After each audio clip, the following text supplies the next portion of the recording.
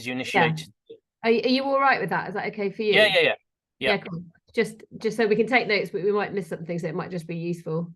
So okay. just repeat what you said about the aim of the project, so we got that on the thing. So the aim of the project is to identify C60 in space and looking at different objects and determining like where C60 would like form efficiently, or see like what condition it forms better. And the data that you hope to use? It's from Spitzer, so Spitzer IRS software that allows me to access the data from Spitzer. Yeah, that's very, very interesting. So what I said a minute ago before we started recording was both the discovery of C60 in 1985 and the way of making it in large quantities. Both those two events came out by accident because of astrochemistry related investigations. So C60 wasn't discovered by a chemist trying to make a new material, or a physicist trying to look at the fundamental properties of materials. It actually, both these two things, the discovery and the way of making it, came out by accident because of astrochemistry. So right in the heart of the whole C60 story is this interest in the chemistry going on out either on the surface of stars or between stars in the interstellar medium or in molecular clouds. So, and there may be other places as well. So bound up with the discovery of C60 was this interest that Harry Kroto had on carbon, and this incredible atom, because it can form single, triple, and double bonds, single, double, and triple bonds, which is fairly unique. So it has this incredible versatility. And so it's able to self-assemble complex structures. So one of the questions you asked was, why is finding the fullerenes interesting in organic chemistry and interstellar organic chemistry? I think it's because of this fantastic ability for carbon to make large, well-structured molecules spontaneously. So you can get hydrogen or helium hydrogen obviously can come together with another hydrogen to make H2, the most abundant molecule. And helium can cluster together because you get van der Waals forces, which can cluster helium atoms together to form little structures. And these are interesting, but carbon can make molecules that are incredibly useful, and can form large structures, which are obviously interested in organic chemistry, but also to biology and all sorts of other things. So fundamentally at the heart of all the analysis of life on Earth and life in space and the molecules seen in space, it's always carbon-based. The largest molecule that's been detected in space is a carbon-based molecule, as far as I know. So Harry Kroto was interested in carbon. He set up this experiment in 1985 to vaporize carbon and look at what was produced just by heating up carbon, maybe to the temperature of the surface of a star, 10,000 degrees, say 5 to 15,000 degrees. The newfangled lasers, you could pulse a sample of carbon, vaporize it to very high temperatures, and look at the stuff that was coming off. And they immediately found that carbon chains were there. And this is very interesting because Harry was an expert in molecular rotational spectroscopy, and he was making carbon chains. And it turns out in the gas, they tumble and rotate and give a very nice spectra. And he could then look out into space and see the same molecules. So they could make the molecule in the lab, they could measure the spectrum incredibly accurately in the lab, and they could look out in space and see these molecules. And they found, as a rule of thumb, that there was kind of 10 times more molecules than they expected on the carbon chain. So for example, if you look to the C3, if you jump to a C4 molecule, you'd expect that C4 to be like a tenth of the intensity. And if you go up to C5, maybe 100th. If you go to C6, maybe 1,000th. But they were seeing loads of these chains. It wasn't following that rule. So Harry realized that these carbon chains were probably very important in space because they seem to form in much bigger abundance than people expected, at least in the places where there was carbon. And so he set up this experiment in 1985 to vaporize carbon and look for the chains, and then completely by accident found that there was this enormous peak for C60 and C70, and that was the discovery of the fullerenes. So part of the fullerene discovery was this intimate relationship with these carbon chains. So I think Harry's idea was that wherever you could detect these carbon chains probably would be good places to find fullerenes as well. So in your exploration, if you can find objects that are rich in carbon chains, that would be a good place to look for fullerenes. And there's a few places I can suggest you look, which people may or may not be looking at. So it'd be interesting to try. And maybe it's all been done, but obviously space is a big place. There are certain objects like carbon stars that are pumping out large quantities of carbon. And it may be that the fullerenes form at some interface further away from the surface of the star. It may be that they form in molecular clouds, or it may be that they can form in shock.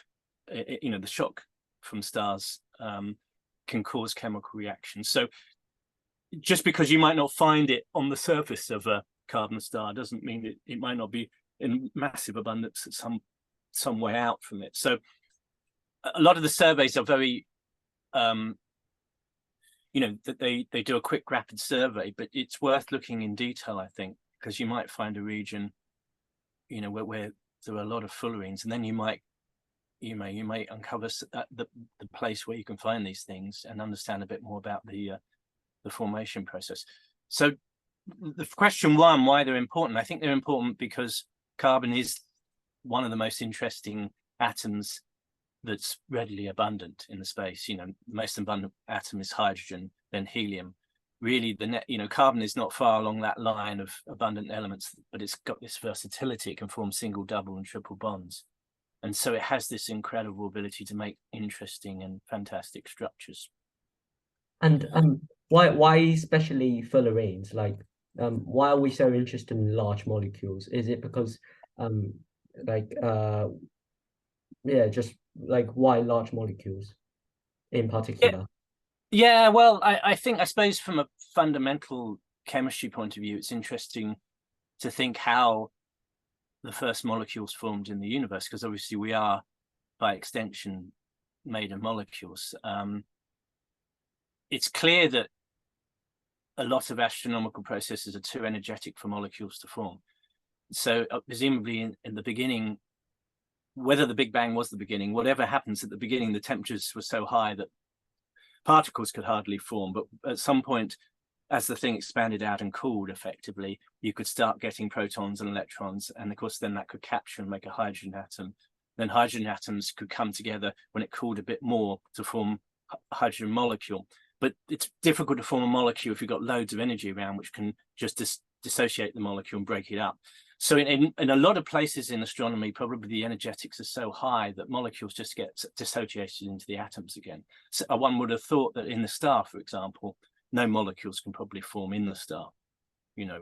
Although C2 is on, you can observe the swan bands of C2 on the sun. So that's 6,000 degrees. So you can see C2 either certainly that measurement has been made at quite where it is in the surface of the sun. I'm not sure, but so that fundamentally, I think the idea of just understanding how certain molecules can form, presumably not, way back at the beginning of the universe, is fundamentally important. There is, I remember going to a conference, and you need to check this out, but I have a feeling that, when stars reach the end of their life and they explode in a supernova, that gas cloud has now enriched by the supernova. So there's other elements in there that you would not have. But as that collapses down under gravity, as I understand it, obviously as it collapses down, it gets hotter and hotter, which would make it harder for that gas cloud to collapse down. Now, if there are molecules in there that can release the energy by radio waves, because radio waves can travel through the dense, you can pick up, you can tune a radio in your house. So the radio waves obviously can go through much easier than light. The light will get trapped and the heat will get trapped in this cloud, but as it collapses down, it may be able to lose energy by the molecular rotations. And so actually the molecules might actually be quite important for star formation. Now, I haven't seen that in a book anywhere, but I'm pretty sure I heard that discussed at a conference in astronomy. So it's quite an interesting idea that we may owe, the sun is a third generation star, we may own to a certain extent the existence or the time scale of that sort of star forming to molecules in the molecular cloud. So they're interesting from a fundamental point of view, but they may be interesting in cloud collapsing and star formation as well at some point, or in various stages in that cloud.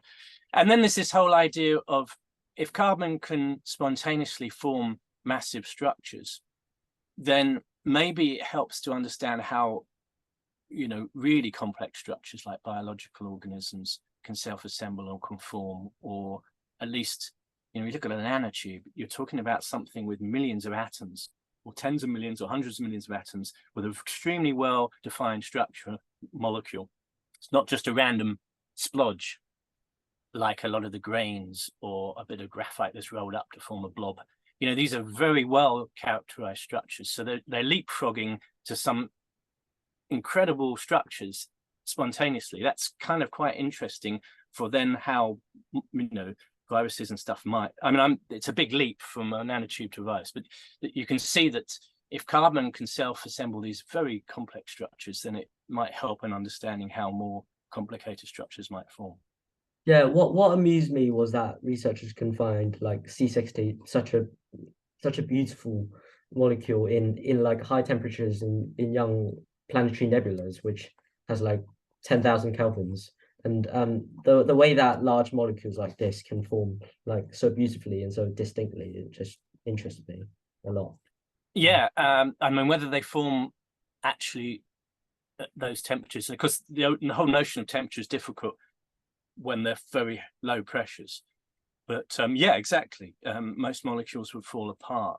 There was a Horizon TV program on C60, which was made in '93, I think, and they called it Molecules with Sunglasses. Oh, really? I think the idea was that, you know, this molecule it was almost like it had sunglasses. It could survive where other molecules couldn't because of the UV. I think that was the reason why John Lynch chose the name of the program, because it's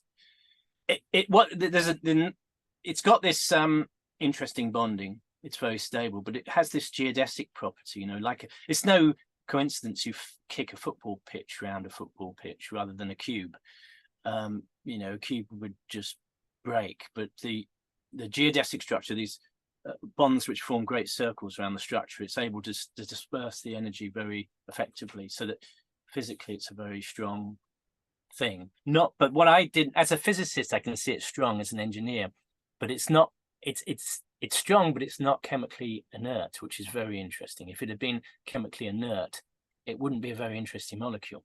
But the fact that you can break these double bonds and do chemistry is actually, it's not only very strong and robust, but it's also, you can do chemistry as well. So that makes it very, very interesting structure, I think.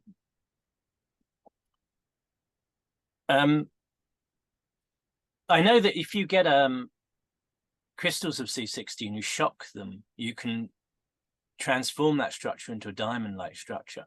Really? So there may be that the fullerenes are also interesting in forming diamond grains, and possibly even graph green as well, but I don't know much about that. I read something that graphene ionizes into C60 and like forms the cage-like structure. It was from a paper by it was a paper, I forgot the source. I had it in my other notes, but it was like ionized from graphene to C60, and some argued that was how C60 was formed. But, yeah. When we did the spectroscopy of C60 in the carbon arc, we saw that C2 very strong, and we also saw diacetylene, C4. So I think Harry was always assumed that the molecule grew up from small amounts rather than a large sheet wrapping itself around. It may be that both are possible. The problem with trying to wrap up a sheet that's already formed is that you've got plenty of places for things to get misaligned, like wrapping a Christmas present with wrapping paper. It's not easy to do that perfectly.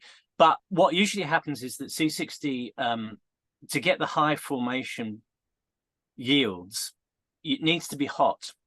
So there needs to be a lot of thermal energy, a lot of excess energy, so that the bonds can move around and rearrange. So it may be that you can get a graphene sheet. It wraps up to form something like a mitt or a glove.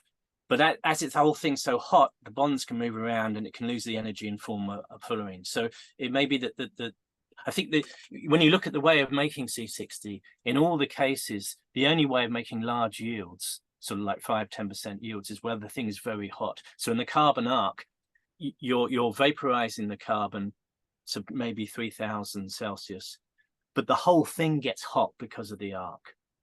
And that's very important, because if you just arc the rods, you don't get much C60. But if as the whole thing gets really hot and you've got some region that's at several thousand, well, between 1,000 and 2,000 degrees, you've got the carbon coming off, you've got it forming fullerenes, but you've got this annealing process of all this excess heat, which allows the bonds to move around and rearrange. And then it can get rid of its energy, and it can rearrange to form a C60 and then drop out because it's stable. So in the early days of C60, they tried vaporizing carbon with a laser, and they didn't see much C60. I mean, it's there on the mass spec because the mass spec is exquisitely sensitive, but you can't scale that up to make a test tube of C60. But if you surround the carbon with an oven, with a quartz glass tube, so you can keep it under without the air, so then you can heat up the graphite to say 1,000, 1,000. What's the maximum quartz glass? 1,300 or something. So you really heat that carbon up. Then you vaporize the laser. Then you start seeing 5 to 10% of fullerenes. So the annealing process is very important. So if you have a star that's pumping out carbon, it maybe fullerenes don't form initially, but as they come out further away into this hot region where they can join up with other carbon atoms and be annealed, that's maybe where the fullerenes might exist. There's a star there were 2 stars when I worked with Harry on the first couple of days. He said there were 2 stars I want you to get to know. There's R-Core Borealis, and we can look up these names in a minute. And there's IRC 10216. So this IRC 10216 is a star, and it hasn't even got a name. It's just got a catalogue number. But that IRC 10216 is the brightest object in the sky apart from the sun and moon in the infrared. So you can't see it with a telescope. It's because what's happening, we think, is it's a carbon star that's spewing off carbon, and it's basically like a mad toaster where it's making all this carbon and it's blocking the light, so you can't see the star. But this circumstellar shell of carbon that's around this star is hot, and so it glows in the infrared beautifully, and it's big. So you've got this star that looks much bigger than normal star because it's basically a massive cloud of carbon, and chock-a-block full of carbon probably, and there's probably fullerenes in there, and I don't know. And R-Core Borealis is another carbon star, and these are 2 stars which are worth either looking at them or in their vicinity of that region to see if C60 is there. Now in interstellar space, most things are ionized. If the normal background radiation, UV radiation, tends to dissociate molecules, but at the very least, it's likely to ionize them to knock an electron off, or an electron. It may be that C60 could capture electron as well. But so you're probably worth looking for the ions as well. And both the neutral and the ion spectra, I think, are known for C60, and this has led people to look for it. But there are significant challenges because in space, of course, in molecular clouds, it's very cold. You're talking between 10-50 Kelvin or something. So it's not easy to reproduce those conditions in the lab. But John Mayer, for example, spent 20 years making a piece of apparatus to be able to keep C60 in the gas phase at that temperature. And they found that the emission spectra coincided with the diffuse interstellar bands. Have you heard of the diffuse interstellar bands? I haven't. So about 100 years ago, Mary Lee Hegger was an astronomer, and she discovered that almost every star you look at has certain colors missing in the visible spectrum. And these became known as the diffuse interstellar bands. And they're basically, it appears probably what it is that it's stuff between you and the stars, which is why you see it everywhere. So it's probably not in the star itself, but as the starlight comes through space, something is absorbing these features, and they become known as the diffuse interstellar bands. And they're not redshifted or anything, are they?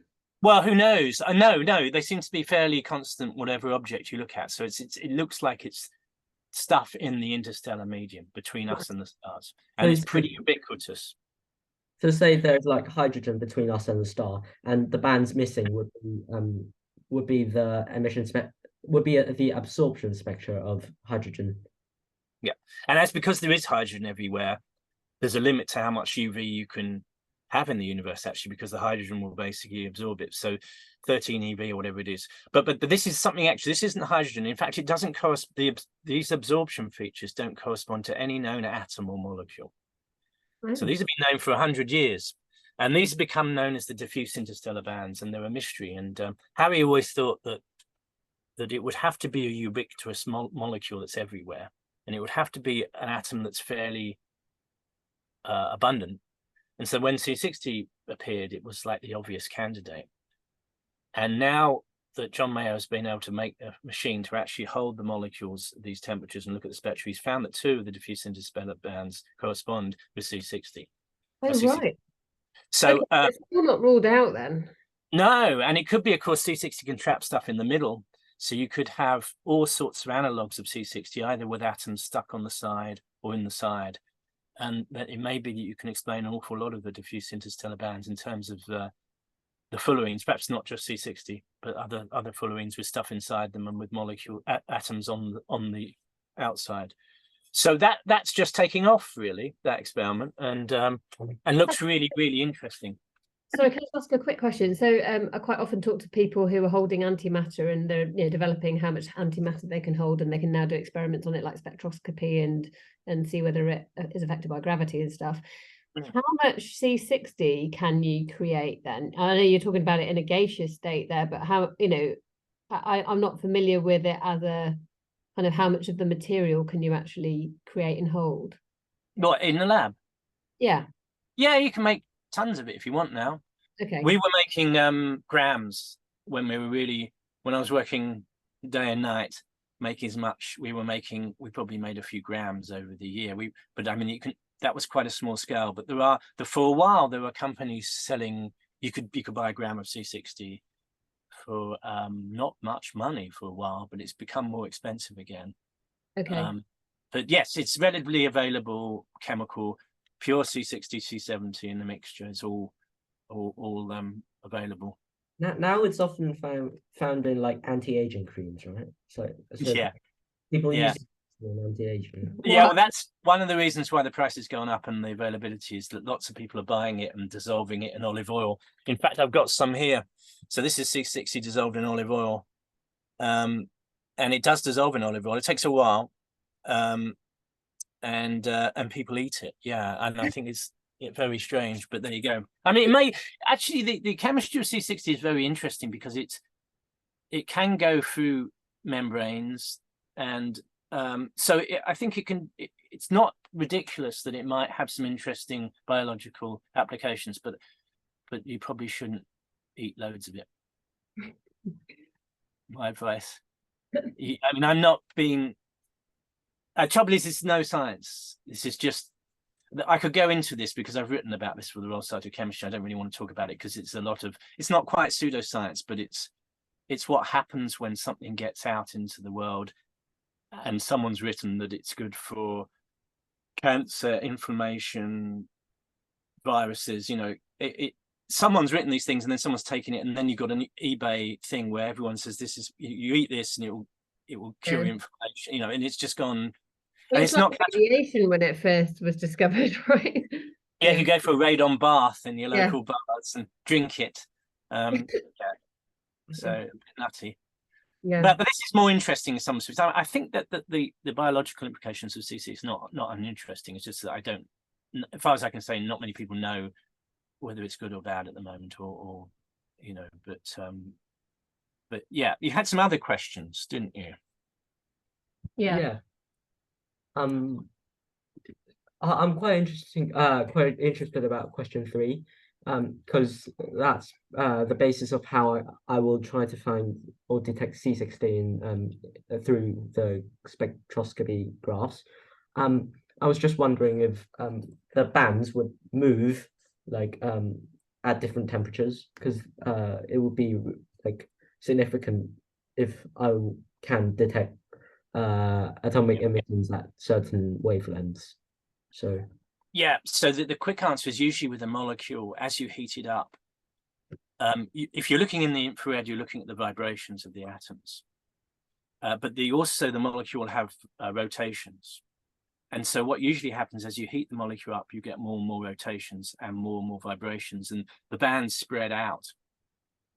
So not only do the bands become less sharp, but of course, because they're spreading out over a bigger range of frequencies, the intensity effectively looks like it goes down because it's spread out over a broader range of frequencies.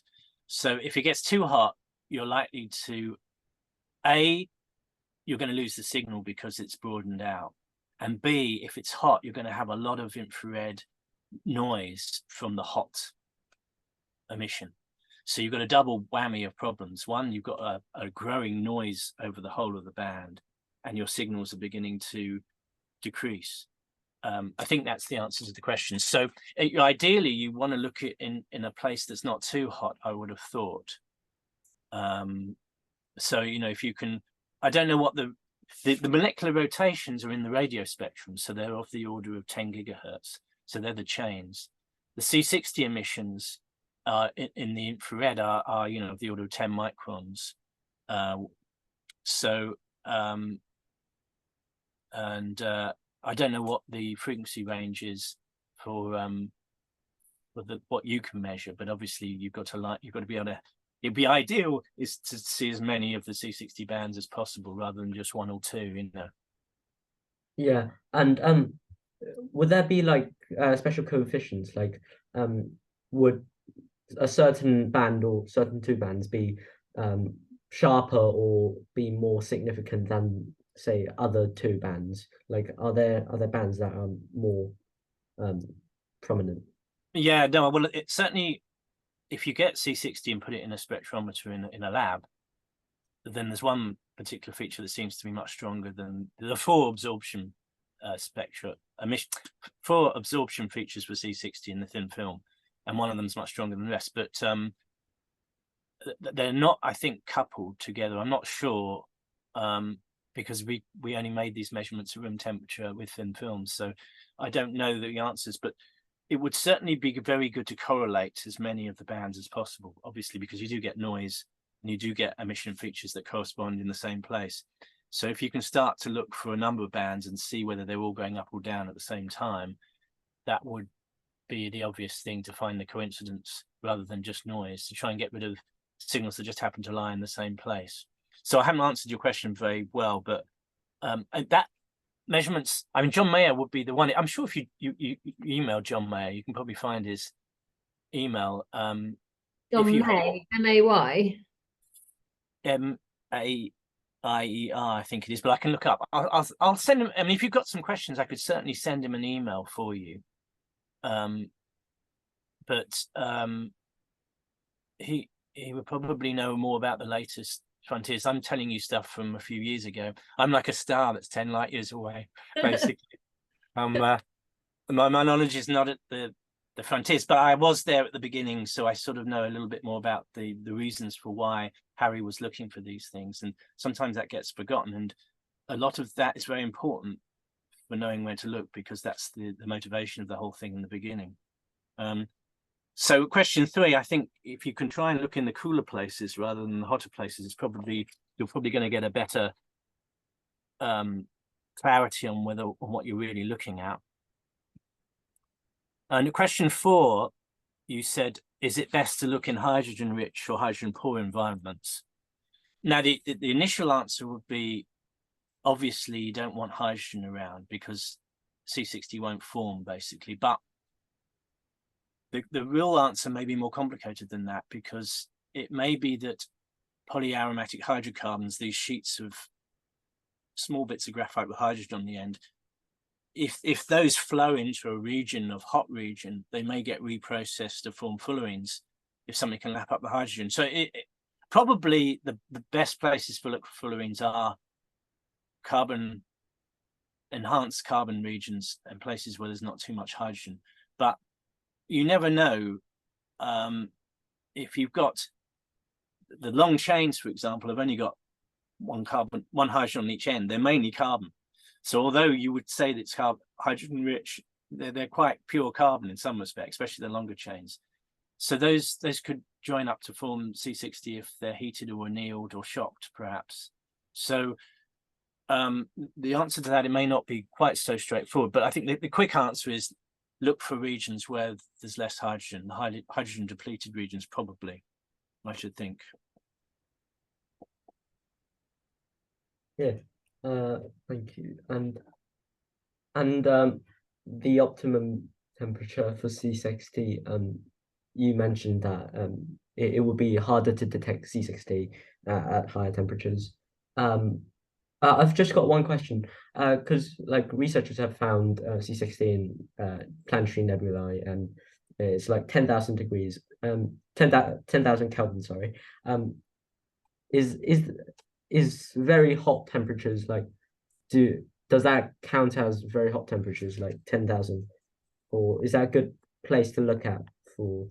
That's very hot, and most molecules can't, will probably dissociate at those temperatures because there's so much thermal energy. But now, whether or not, you see, it may be that a pure carbon vapor is kind of being formed, which when it flows away from the star, because it's probably being blasted out by the solar pressure, the solar wind, as it starts to get into a region where it's a bit cooler, it starts to nucleate, and then C60 can form.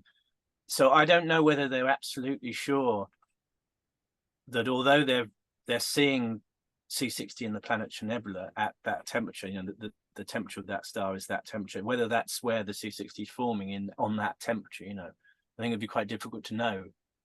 So you want to go for the objects which are obviously rich in carbon. So I said one, R-Core Borealis, IRC 1021-6.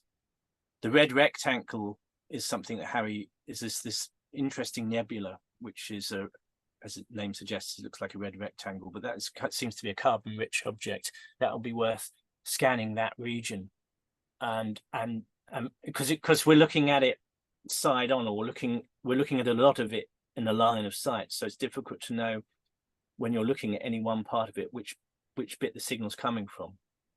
So, but there may be ways of ascertaining that, so the molecules can tell you the way the lines of the molecules are shifted. You can see the Doppler shifting, you can see whether it's coming towards you or going away.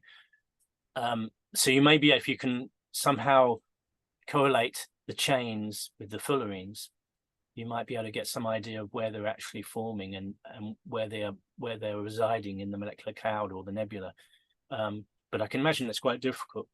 So the first thing would just be to try and see if you can, like a survey. And I don't know, I think people must have been doing this, and I'm sure it's probably built into the programs to search for these things. So you need to be a bit canny about where you're looking, I think, and what you're looking at. It's a really nice project. I wrote some other things down here. I think we probably covered everything. Just want to look. Oh, we've only got, how long have we got left? It does say at the top, 3 minutes or something like that. Yeah, well, we covered a lot of stuff.